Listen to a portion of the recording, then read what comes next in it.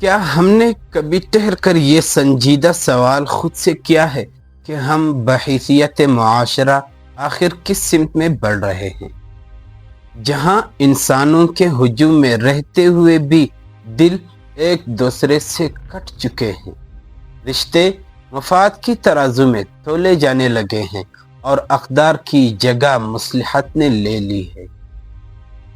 یہی کیفیت در حقیقت معاشرتی بگاڑ کی اصل پہچان ہے، ایک ایسا خاموش زوال جو کسی ایک دن میں نہیں آتا بلکہ برسوں کی غفلت، اجتماعی بے حسی اور خود غرضی کے نتیجے میں جنم لیتا ہے۔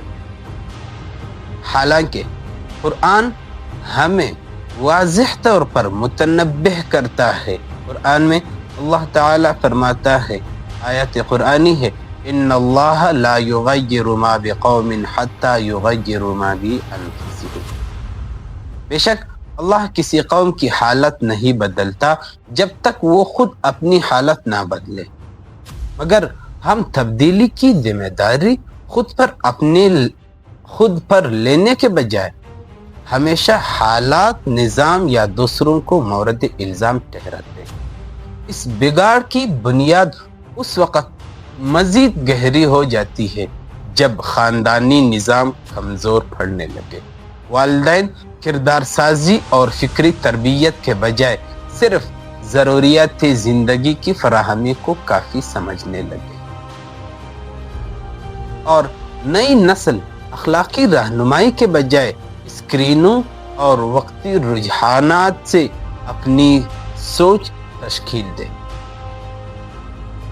اسی پر سوشل میڈیا کا وہ بے مہار استعمال، جہاں اظہار رائے کے نام پر نفرت، فحاشی اور جھوٹی نمائش کو عام کر دیا گیا ہے، جبکہ دوسری طرف ایک ایسا سماجی و قانونی ماحول پروان چڑھتا ہے جہاں انصاف طاقت کے تابع ہو جاتا ہے۔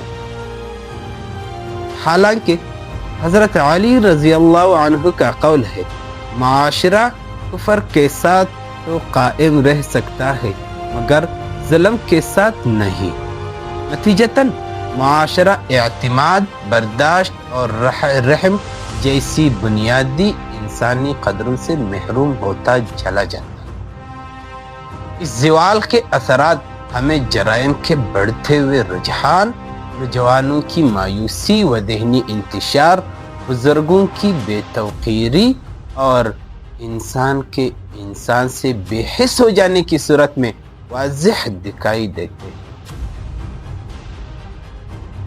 جبکہ نبی کریم صلی اللہ علیہ وسلم نے فرمایا، تم میں سب سے بہتر وہ ہے جس کا اخلاق سب سے بہتر ہو، جو اس بات کا واضح ثبوت ہے کہ معاشرے کی اصل اصلاح نظام سے نہیں بلکہ معاشرے کی اصل اصلاح کردار سے ہوتی ہے۔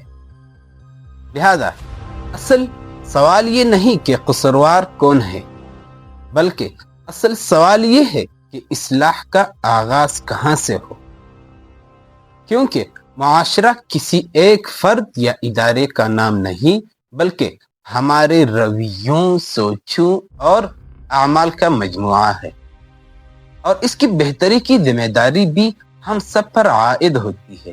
جب ہم خود احتسابی کو اپنائیں، مفاد کے مقابلے میں اصول کو ترجیح دیں، اختلاف رائے کو دشمنی کے بنانے کے بجائے برداشت اور مکالمے کا سلیقہ سیکھیں، گھروں سے تربیت اور کردار سازی کا عمل از سر نو زندہ کریں، اور اس حقیقت کو دل سے تسلیم کریں کہ ایک اچھا انسان بن جانا ہی دراصل ایک بہتر اور باوقار معاشرے کی بنیاد ہے۔ کیونکہ جیسا کہ اقبال نے کہا تھا، افراد کے ہاتھوں میں ہے اقوام کی تقدیر، افراد کے ہاتھوں میں ہے اقوام کی تقدیر، ہر فرد ہے ملت کے مقدر کا ستارہ۔ اور جب فرد سنورنے لگتا ہے تو تاریخ گواہ ہے کہ معاشرہ خود بخود سنورنے کی راہ پر گامزن ہو جاتا ہے۔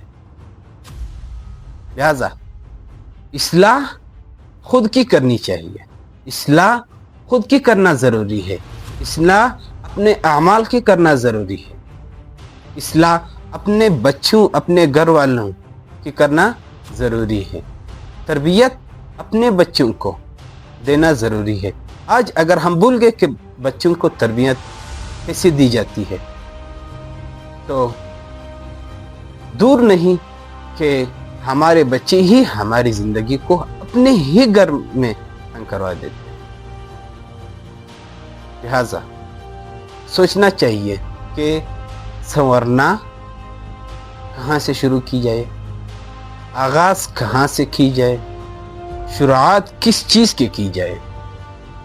یہ باتیں دل کو اچھی لگی ہوں، یہ باتیں دل کو اتری ہوں تو ہمارے اس چینل کو سبسکرائب کریں۔ اس چینل پر انشاءاللہ آپ کو اصلاحی اور اسلامی ویڈیوز ملتی رہیں گی۔